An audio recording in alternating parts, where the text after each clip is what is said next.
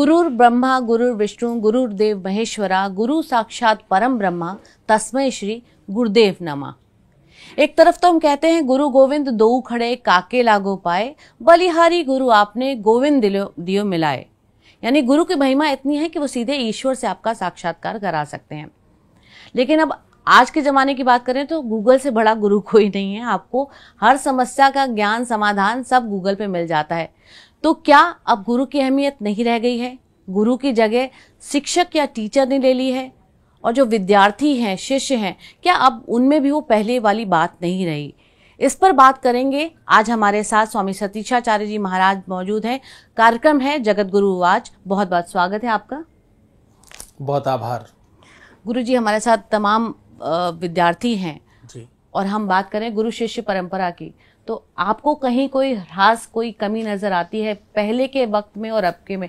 कि एक तरफ हमने एकलव्य और द्रोणाचार्य जैसे भी रिश्ते देखे हैं और भी बहुत सारे इस तरह की कहानियां मिलती हैं, लेकिन आज के ज़माने में कुछ ऐसा देखने को नहीं मिलता। देखिए, गुरु शिष्य जो परंपरा है ये श्रद्धा का सोपान है, श्रद्धा की सीढ़ियां हैं। आज गुरु और शिष्य की परंपरा में स्वार्थ सोपान है। आज हम कार्य सिद्धि से गुरु का आंकलन करते हैं, उसके ज्ञान से, उसकी आध्यात्मिकता से, उसके तप से, उसकी साधना से नहीं। आज या तो गुरु के साथ क्या स्वार्थ है और क्या हमें मिल सकता है, क्या दे सकते हैं वो इस पर, और दूसरा इससे भी ज़्यादा बड़ा ये है कि गुरु जी के पास आता कौन है, गुरु जी के शिष्य कौन बड़े लोग हैं। तो गुरु जी बड़े नहीं हैं, गुरु जी का शिष्य कोई बड़ा है तो गुरु जी बड़े हैं।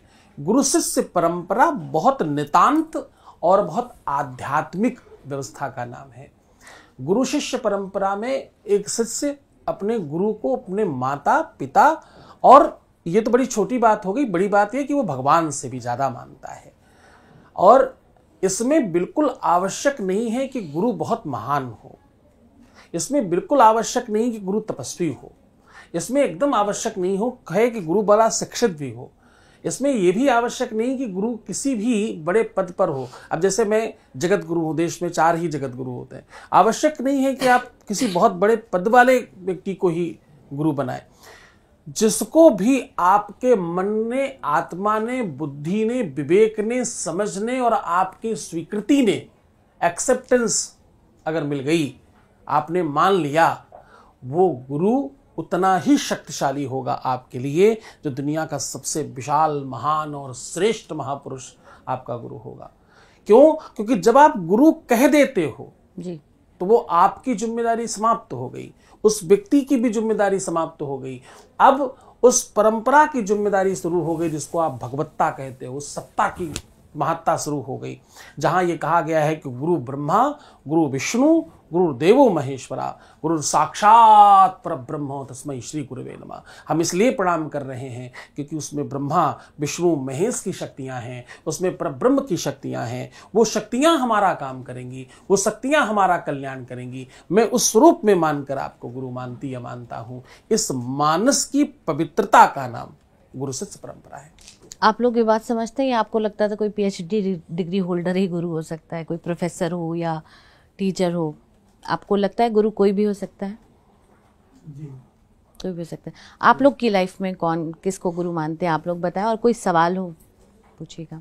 नमस्कार गुरुजी, मेरा सवाल ये है कि आजकल जैसे ऑनलाइन पढ़ाई ज़्यादा चल रही है, तो उसके हिसाब से जो पहले के ज़माने में गुरु शिष्य की जैसे परंपरा थी, उनका इतना स्ट्रॉन्ग बॉन्ड था, उनकी रिस्पेक्ट होती थी, तो आज के ज़माने में वो लागू होता है कि नहीं? अच्छा प्रश्न है आपका। देखिए, गुरु और शिष्य परंपरा में जितनी जिम्मेदारी शिष्य की है उतनी ही जिम्मेदारी गुरु की भी है कि वो आपको माने। क्योंकि गुरु शिष्य परंपरा प्रेम है ना, एक दूसरे से आदर, सम्मान, सत्कार, भावनात्मक जुड़ाव, ये तभी संभव है जब दोनों परस्पर हो। आज भी आप इन्फ्लुएंस तो होते ही हो, बिना इन्फ्लुएंस हुए तो आप ऑनलाइन किसी को नहीं सुनोगे। आप सुनोगे ही तब जब इन्फ्लुएंस हो, उनसे उनसे प्रभावित हो, वो तुम्हें ठीक लगते हैं पढ़ाने में, उनकी पद्धति में, उनके बोलचाल के तरीके में, उनका ढंग, उनका परोसने का तरीका, उनका मटेरियल आप तक पहुंचाने का तरीका, समझाने का ढंग, कोई तो ऐसी चीज प्रभावित करती है जिससे आप उन्हें स्वीकार करते हो, एक्सेप्ट करते हो। अब आपकी रहनी यानी आपका अपना निजी स्वभाव ये बताएगा कि आपके जीवन में किसी भी व्यक्ति को आप कितना महत्व देते हो, वो तुम्हारे लिए कितना कीमती हो सकता है। आप किसी का आदर करते हो तो वो आदर के लायक जो व्यक्ति है उसकी महानता नहीं है, महानता आपकी है कि आप आदर कैसे करते हो। आप जब किसी को प्रणाम करते हो तो जिसको तुम प्रणाम कर रहे हो उसकी खास बात कुछ नहीं है, आपकी खास बात है कि आप इतने संस्कारी हो, आप इतने शिक्षित हो, आप इतने समझदार हो और आप इतने बेहतरीन हो, आप बहुत बेहतर सोल के मालिक हो कि आपको झुकने में आनंद आता है। आप प्रणाम कर रहे हो तो ये नहीं कि तुम छोटे हो गए, आप ये कह रहे हो कि मेरे संस्कार, मेरी मर्यादा, मेरी जानकारी ये कहती है कि मैं तुम्हें प्रणाम करूं और तुम्हें सत्कार करूं। जब तुम किसी को सत्कार देते हो तो तुम सत्कार खुद को देते हो, अपना परिचय बताते हो, अपना सिग्नेचर बताते हो। वेद कहता है कि नमन्ति फलिनो वृक्षाः नमन्ति गुणिनो जनाः शुष्क काष्ठानि मूर्खाश्च न नमन्ति कदाचन। मतलब जिस पेड़ में फल लगे होंगे वही तो झुकेगा। फल मतलब जो ज्ञानी है, पढ़ा लिखा है, शिक्षित है, संस्कारी है, पारिवारिक है, बढ़िया कुल खानदान का है, अच्छा बैकग्राउंड है, बेहतर दिमाग वाला व्यक्ति है, अच्छा सोल लेकर पैदा हुआ, भगवान का निजी बच्चा जो है वही तो फलदार है। फल तो यही तो है, फल है। तो बोले जिसमें फल लगे वो वृक्ष झुक जाएगा, जो ज्ञानी है वो झुक जाएगा, और जो सूखी लकड़ी है वो क्या होगी, टूट जाएगी, वो नहीं झुक सकती। तो बोले शुष्क काष्ठानि, सूखी लकड़ी, मूर्खाश्च, मूर्ख व्यक्ति कभी झुकता नहीं। झुकते वही हैं जिनमें विनम्रता होती है, जो श्रेष्ठ होते हैं, जो बड़ा है वही झुककर खड़ा है। तो कैसे पहचान होगी कि हमारा गुरु कौन है, और क्या बिना गुरु के ज्ञान संभव ही नहीं है? कुछ भी आप सीखते जहां से हो वो गुरु है। सबसे पहले तो आपको यह समझना होगा कि आप गुरु किसको बनाते हो और गुरु होता कौन है, इसको लेकर बड़ी भ्रांति है जी। गुरु लाल पीला पहनकर जो कपड़े हम लोगों ने पहन रखे हैं यही गुरु नहीं होता, या केवल जो तुम्हें स्कूल में पढ़ा रहा है, टीचर है तुम्हारा कोचिंग वाला है वही ही गुरु नहीं होता, जो तुम्हारे कान में मंत्र फूंकता वही गुरु नहीं होता, जो मंदिर में आरती पूजा कर रहा है केवल वही गुरु नहीं होता। गुरु हर वो व्यक्ति है जो तुम्हें कुछ भी सिखा रहा है। कभी कभी तुम अपने हम उम्र के लोगों से जो खुरापात सीख लेते हो वो भी तुम्हारा गुरु ही है, खुरापाती दिशा का। जो तुम उल्टे सीधे काम सीखते हो, उल्टे सीधी चीजें सीखते हो, कहां पर कौन सा मटेरियल मिलता है, किस वेबसाइट पर जाकर क्या प्राप्त किया जा सकता है, कहां से क्या खरीदो, कहां क्या बेचो, कहां क्या लो, कहां से क्या कंज्यूम करो, वो सब जहां से तुम सीख रहे हो वो भी तुम्हारा गुरु ही है। अच्छी दिशा के लिए, बुरी दिशा के लिए, दोनों की तरफ जो तुम्हारी उंगली पकड़कर तुम्हें ले जा रहा है और ले जाने में सक्षम हो गया। आज तुम्हारा कोई साथी तुमको व्यसन करने के लिए पान मसाला, तंबाकू, सिगरेट, दारू, बियर, ये सब के लिए अगर वो कन्विंस कर ले जाए तो समझना वो गुरु ही है तुम्हारा। पर वो खुरापाती शुक्राचार्य वाला गुरु है, बस तुम्हें सत्यानाश करने के लिए कन्विंस कर रहा है। क्यों? क्योंकि आप देखो इन्फ्लुएंस हो रहे हो अनावश्यक। आपने वो स्वैग समझ लिया है दारू का ग्लास हाथ में पकड़ना। आपको लगता है ये स्टाइल है, इसके बगैर तो आप गरीब रह जाओगे, इसके बगैर तो आप बहुत पिछड़े कहलाओगे, जबकि ये कुछ नहीं, ये इन्फ्लुएंस ही है। एक छोटी सी कहानी बताता हूं आपको 2 लाइन में। एक व्यक्ति गुलाब से बोला, गुलाब समझते हो, फूल, गुलाब से बोला कि तुम लाल ही क्यों हो, दूसरे रंग भी तो है तुम में। तो उसने कहा मेरे में कोई रंग नहीं। उसने बहुत कन्विंस किया पहले वाले व्यक्ति ने, देख तेरी टहनी हरी है, पत्तियां हरी हैं, कांटे ब्लैक हैं, ये ब्राउन है, तमाम कलर दिखाए। देखो अंदर अगर आपका टहनी का छिलका हटाओ तो अंदर सफेद निकलता है, व्हाइट निकलता है, इतने रंग तेरे पास, तू लाल ही क्यों निकलता है? गुलाब बोला नहीं मेरे में कोई रंग नहीं, मैं तो लाल ही हूं। उसने क्या किया, गुलाब को थोड़ा कट किया, उसमें कुछ और जोड़ा, उसको बांध दिया, कुछ दिन के बाद पीला गुलाब निकला। गुलाब को उसने फिर कहा, देख तेरे अंदर एक पीला रंग था, मैंने निकाल कर दिखाया। गुलाब फिर नहीं माना, उसने फिर कट किया, फिर कुछ जोड़ा, फिर से उसमें एक गुलाबी गुलाब निकला। ऐसे करते करते उसने कितनी बार काटा, न जाने कितनी बार काटा, और हर बार एक नए रंग का गुलाब, नीला गुलाब, पीला गुलाब, ऑरेंज गुलाब, ये गुलाब, वो गुलाब। और आश्चर्य तब हुआ कि पहले वाला गुलाब जो अपने आप को भूल कर बैठा था वो 2 पैसे का बिक रहा था। अब ये जब दूसरा वाला गुलाब बाहर निकला, अपने रंग को पहचान कर, ये गुलाब महंगा हो गया। पहले वाला गुलाब वहीं पड़ा रह गया, गुलकंद तक जा पाया बेचारा गरीब गुलाब। और ये दूसरा पढ़ा लिखा गुलाब जो गुरु की कृपा से बाहर आया, ये देश विदेश में घूमने लग गया, पूरे विश्व में घूम कर आ गया, और ये बहुत महंगा हो गया। अब ये काम जो गुलाब के जीवन में किसी ने किया, ये गुलाब के लिए तो गुरु ही है ना, जिसने परिवर्तित कर दिया, चेंज कर दिया, ब्रह्मा की तरह पढ़ाया, सृष्टि निर्माण किया, व्यवस्था बना दी और गुलाब को महंगा कर दिया, कीमती कर दिया। वो कौन था पता है? वो एक माली था। तो गुलाब के लिए गुरु कौन है? माली है। ऐसे ही तुम्हारे जीवन को जो परिवर्तित कर रहा है किसी भी दिशा में, वो गुरु ही है। तो भैया बहुत जानबूझ कर, पानी पियो छान कर, गुरु करो जान कर, खूब सोच समझ करके अपने आसपास के साथ बैठे बच्चों को भी गुरु बनाने के पहले, तुम बनाते तो मित्र हो, और वो बगल में बैठे बैठे कब गुरु बन जाए पता नहीं चलता। इसलिए सावधान, गुरु बनाने के पहले 1000 बार विचार करें। गुरुजी, मेरा सवाल था, जब हम भगवान की सेवा करते हैं और फिर उनसे कुछ मांगते हैं तो वो क्या एक प्रकार का सौदा नहीं हुआ? हाँ, भगवान से कुछ मांगते, भगवान से, गुरु जी से जब तुम कुछ मांगते हो और वो भी सेवा के बदले में कुछ किया तुमने, मान लो तुमने एक फूल चढ़ा दिया, ये सेवा तुम्हें लगती है। अच्छा, मांगा भी जाए तो परस्परता होनी चाहिए। आपने 500 रुपए का प्रसाद चढ़ाया तो 500 का ही सामान मिलना चाहिए, तब तो चलो ठीक है, तुमने कुछ दिया और ले लिया, बात खत्म हो गई। पर तुम देते तो इतना सा हो सुई की नोक के बराबर, मांगते हो ट्रक भर करके। तो ये तुम्हारी मानसिकता को दर्शाता है कि तुम स्वार्थी हो। तो मुझे लगता है ये बहुत अच्छा नहीं है। एक पुजारी ने भगवान से कहा, बहुत दिन तक पूजा करता रहा, भगवान खुश हो गए, भगवान ने कहा मांगो तुम क्या मांगते हो, मैं तुम्हें कुछ देना चाहता हूं। ये बात सुनकर पुजारी नाराज हो गया, भगवान से दूर खड़ा होकर के डंडा खड़ा करके सामने बीच में बोला, सुनो, मैं अगर मांगू तुझे तो हरगिज न देना कुछ मुझे। बोले हो सकता है मैं कभी मुसीबत में आ जाऊं, कभी प्रॉब्लम में आ जाऊं, कभी संकट में आ जाऊं और कुछ मांग बैठूं तुमसे, पर ध्यान रहे मैं तुम्हारी सेवा करता हूं और तुम्हें सौगंध दे रहा हूं। बोले मैं अगर मांगू तुझे तो हरगिज न देना कुछ मुझे, वरना आशिक नहीं मजदूर कहलाऊंगा मैं। ऐसा लगेगा मैंने मजदूरी करी, मैंने कुछ काम किया, उसके बदले में मुझे तुमने कुछ दे दिया। तो ये आदान प्रदान व्यापार में होता है, प्यार में, भक्ति में। भक्ति का दूसरा नाम प्यार है, हाँ, ध्यान से समझना। तो प्यार में, भक्ति में, चाहे वो गुरु भक्ति हो, चाहे इष्ट भक्ति हो, चाहे तुम्हारी जीवन मर्रा के जो दोस्त यार हैं, तुम्हारे माँ बाप, उनकी भक्ति हो, उसमें प्यार चलता है, व्यापार नहीं।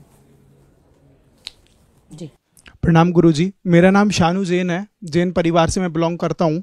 और जैसे कि मेरे गुरुदेव जो हैं, आचार्य गुरुदेव श्री विद्यासागर जी महाराज हैं, तो मेरा मानना ये है कि गुरु जीवन में एक होना चाहिए। या फिर आपने जैसे कहा कि गुरु जरूरी नहीं है कि ज्ञानवान होना चाहिए और जरूरी नहीं है कि एक उच्च पद पर होना चाहिए। तो महाराज जी, आपको ये नहीं लगता कि शायद इससे हम इस बात से अंधविश्वास को बढ़ावा दे रहे हैं, या फिर किसी को भी अपन आगे सर झुकाएंगे तो इससे अंधविश्वासी बाबाओं का और बढ़ावा मिलेगा, बढ़ती हुई संख्या देखने को यहाँ पर मिलेगी अपन को? अच्छा प्रश्न है आपका। सबसे पहले तो जीवन में गुरु एक हो ही नहीं सकता। हम सबको वो वाला खिलौना पकड़ा दिया गया है जो कहीं होता नहीं है। एक गुरु का कोई मतलब नहीं। पहला गुरु तो आपकी अपनी माँ है, तब तो कोई नहीं था। दूसरा गुरु आपका क्लास टीचर है जिसने पहली बार तुम्हें कुछ पढ़ना वढ़ना सिखाया। तो जीवन में तमाम पथ पर गुरु मिलते, तो एक गुरु होता ही नहीं, ये शब्द ही गलत है। जी गुरुदेव, लेकिन मेरा मानना ऐसा, या फिर जो मुझे बताया गया है अभी तक, कि गुरु जो होता है वो एक ही होना चाहिए। जैसे कि माँ होती है, माँ एक होती है, वैसे ही गुरु एक होना चाहिए। और बाकी का हम सबको अपनी, जैसे अब बड़ी महिलाएं होती हैं उनको माँ मान के चलते हैं, ऐसे ही गुरु मान करके उनके आदर्शों का पालन करना चाहिए। लेकिन ऐसा हमें बताया गया है जो अभी तक हमने एक्सेप्ट किया है। ये विशाल विषय है। गुरु एक जिस दिशा में कहा गया, जिस परंपरा में कहा गया, उसको हमने सब जगह मिक्स कर लिया। हम हिंदुस्तानियों की आदत है, एक दवाई का नाम जान जाए तो हम डॉक्टर हो जाते हैं। इस देश में तमाम लोगों की बात कर रहा हूं, इतनी सी जानकारी में डॉक्टर हो गए, और बड़े डॉक्टर हो गए सर, 10-10 हजार करोड़ का टर्नओवर कर रहे हैं। एक श्लोक सही से जान गया वो महापुरुष हो जाता है। और इस देश में लोगों को आदत है जरा सी जानकारी में ज्ञानी बनने की। तो ये सबसे दोषपूर्ण ज्ञान है कि गुरु एक होना चाहिए। जिस दिशा में कहा गया, ये कहा गया है एक गुरु आपकी साधना पथ पर कहा गया है।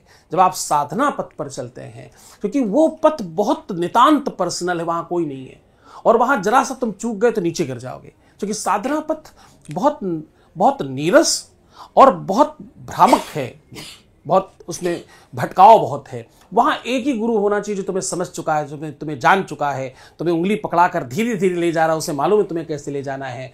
जैसे डॉक्टर तुम्हें बचपन से जानता है, तुम्हारी प्रवृत्तियों को, तुम्हारे पूरे की पूरे शरीर की गतिविधियों को जानता है कि यार तुम्हें क्या सूट करता है, क्या नहीं सूट करता, तुम क्या खा सकते हो, तुम्हारे लिए क्या उचित है।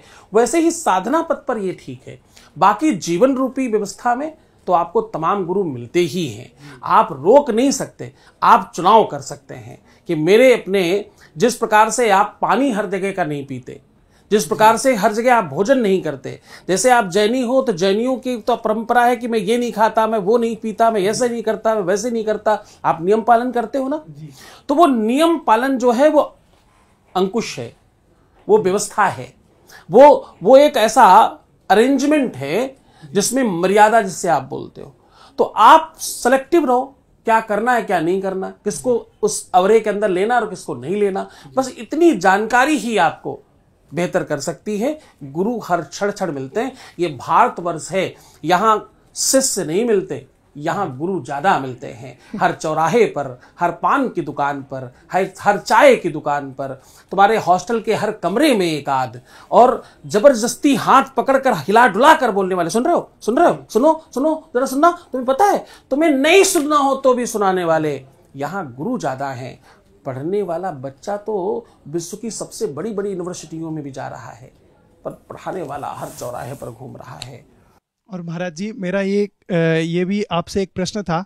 जैसे मैंने आपकी कथाओं में सुना है कि कई लोगों को आप ये बताते हैं कि ये करने से ये हो जाएगा, ये करने से ये हो जाएगा, और पूरे दावे के साथ में आप कहते हैं तो लोगों, और आपने शायद यहाँ तक कि मैंने ये भी सुना है कि लोगों के अनुभव आपके पास आते हैं, वो अनुभव अभी तक 20 लाख अनुभव आपके पास हो चुके हैं, तो उनके आधार पर उन चीज़ों को आप सच मानते हैं। क्या ये वास्तव में आप अनुभव के आधार पर करते हैं, या फिर आपकी कोई ज्योतिषी गणना है या कोई गणित है जिसके आधार पर आप बताते हैं कि ये करने से ये हो जाएगा? जैसे ईशान कोण पर कलश रखने से धन की प्राप्ति होती है या धन की बढ़ोतरी होती है, ऐसा कुछ?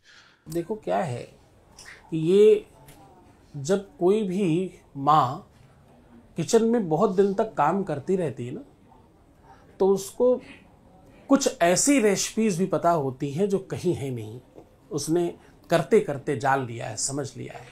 तो पहले प्रश्न का जवाब आपके ये है कि जब बहुत वर्ष हो जाए तो आपके अपने भी रिसर्च होते हैं तमाम, जो आप साझा कर पाते हो। दूसरा, उपाय सदैव संबल है, नियम नहीं है, व्यवस्था नहीं है, ये औषधि भी नहीं है। उपाय सिर्फ संबल है। और दुनिया में सबसे ज्यादा क्या जरूरत है मालूम आपको? संबल की। डूबते को तिनके का सहारा सुना है ना, बस वही है उपाय। वो डूबने वाला डूबेगा नहीं। ये कहानी आपने सुनी होगी, डूबते को तिनके का सहारा, पर उसका मतलब नहीं मालूम होगा। कोई व्यक्ति डूब रहा हो और उसे यह आशा हो जाए कि कोई बचाने आएगा, बस अब वो नहीं डूबेगा। जब तक वो उसका सहारा और आसरा नहीं डूबेगा, तब तक वो भी नहीं डूबेगा। इस बात को चाहे 10 घंटे भी हो जाए, वो डूबेगा नहीं। एक सकारात्मक ऊर्जा उसके अंदर आ जाएगी। सकारात्मक नहीं, आप जाग गए हैं, ताकत उधर है, इधर नहीं है। भगवान किधर है? इधर ही, हर व्यक्ति के, आपके ही अंदर सर्वस्व है। उसको जगाने वाला गुरु है। तो जैसे जगा दे, कभी थप्पड़ मारकर, कभी प्यार से, कभी कहानियों से, कभी उपायों से, कभी अपने अनुभवों से, क्योंकि गुरु कुम्हार सिख कुंभ है, घड़ी घड़ी मारत चोट, अंदर हाथ संवार देत और बाहर मारत चोट। जैसे तुम्हारा शेप बन जाए, जैसे तुम्हारा आकार बढ़िया बन जाए, तुम्हें मजबूत बनाने वाला, तुम्हें अमीर बनाने वाला, तुम्हें बेहतर करने वाला, तुम्हें और श्रेष्ठ बना देने वाला अगर कोई है तो उसका नाम गुरु है। गुरु जी, आखिरी सवाल ये है कि अब हमने परंपराओं की बात कर ली कि पहले का जो रिश्ता होता था या स्कूल कॉलेज में वो है, अब एक नया जो युग डेवलप हो रहा है, डिजिटल युग है वो, जैसा उन्होंने बोला ऑनलाइन चीज़ें हैं। एक वक्त के बाद आप बहुत कुछ गूगल, चैट जीपीटी या एआई का जगह आ गई है। तो ऐसे डिजिटल युग में गुरु का क्या स्थान है? हम किसी इंसान को गुरु मान के चलें या हम बाकी चीज़ों, परिस्थितियों को भी गुरु मान के चलें, तो उसमें गुरु की अहमियत क्या है? और दूसरी बात यह है, उसमें आदर कितना महत्वपूर्ण है? हम क्योंकि मशीन का कितना आदर करें, हालांकि हमारे यहाँ विश्वकर्मा पूजा होती है और सभी चीज़ की हम पूजा करते हैं, लेकिन मशीन को कितना आदर सत्कार दे सकते हैं? और ख़ासतौर पे जब बच्चे स्कूल में भी टीचर की बुराई कर ही लेते हैं क्लास से बाहर जाकर। नहीं, आपके प्रश्नों में सबसे पहले महत्वपूर्ण, गुरु आपके जीवन में बहुत महत्व रखता है। गुरु कैसे बनाए, ये थोड़ा समझने वाली बात ये है इसमें कि गुरु तुम्हें नहीं बनाना, गुरु तुमको भी बनाएगा और तुम्हें गुरु बनाने में जो व्यवस्था है, जो विचार है, वो भी वही देगा। पहचानें कैसे? वो आप कहां पहचान सकते हो? आप पहचान सकते होते तब तो तुम बढ़िया शिष्य हो जाते। वो पहचानने की ताकत भी तुमको गुरु ही देगा। एक बात और बता रहा हूं, गुरु की बुराई करना, गुरु की बुराई सुनना, गुरु की बुराई समझना, ये जो थोड़ी देर पहले ये बच्चे कह रहे थे ना, अंधविश्वास, ये वर्ड ने, इस शब्द ने सब सत्यानाश कर दिया है। अंधविश्वास जैसी कोई चीज ही नहीं होती। कोई ढोंगी भी हो ना, उसके प्रति भी श्रद्धा रखिए, क्योंकि वो स्वरूप से ही सही, उसके बाहरी आवरण से ही सही वो गुरु है। एक काल में मां भारतेश्वरी, माता सीता ने रावण को इसलिए नहीं अपने आप को हरण करने दिया कि वो ताकतवर था। वही सीता लंका में बैठकर एक तिनका उठाकर उसके समय के सामने कहती, सुन, तृणधर वोट कहत बई देहि, सुमिर अवधपत परम स्नेही। सुन, सामने इधर आ मत जाना।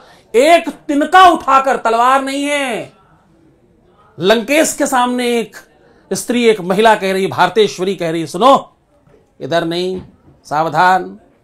वही भारतेश्वरी बिल्कुल अबला की तरह सामान्यतः रावण के साथ उठकर चली आई। उसके पीछे वो जो बाहरी आवरण था, जो स्वरूप था, जो रंगा हुआ कपड़ा उसने पहना था, वो जो भेष उसने बनाया था, उसकी मर्यादा रखने के लिए उन्होंने किया, किसी भी स्थिति में मेरे गुरु की बुराई कर मत देना। मेरे गुरु की बुराई करने से तुम्हारा भी सर्वनाश हो जाएगा। मेरे गुरु के बारे में अगर कुछ कहा तो तुम सदैव पूरी तरह से समाप्त हो जाओगे। तुम क्या समझते हो, तुम बुराई करोगे और मैं सुनूंगा? तुम्हें क्या लगता है कि तुम बुराई करते रहोगे और मैं सहन कर लूंगा? तुम्हें क्या लगता है तुम ये सब करके ऐसे ही रह लोगे?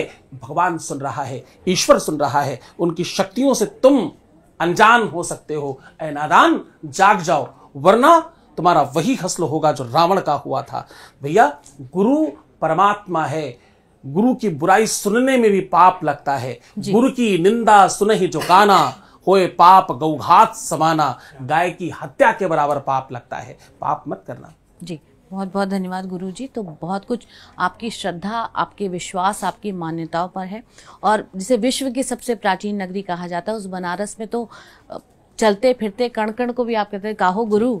तो अगर आप मानने पर आते हैं तो हर चीज़ में, हर सृष्टि में जो भी चीज़ें हैं, कोई एक इंसान की बात नहीं है, वो आपको सृष्टि की हर चीज़ गुरु के तौर पर कुछ ना कुछ ज्ञान देकर ही जाएगी। तो सब कुछ आपकी अपने मान्यता पर है, अपने विश्वास पर है। बहुत बहुत धन्यवाद। इस एपिसोड में इतने ही। मिलेंगे दूसरे एपिसोड में किसी और शंका के समाधान के साथ, किसी और समस्या का हल लेकर। धन्यवाद, नमस्कार।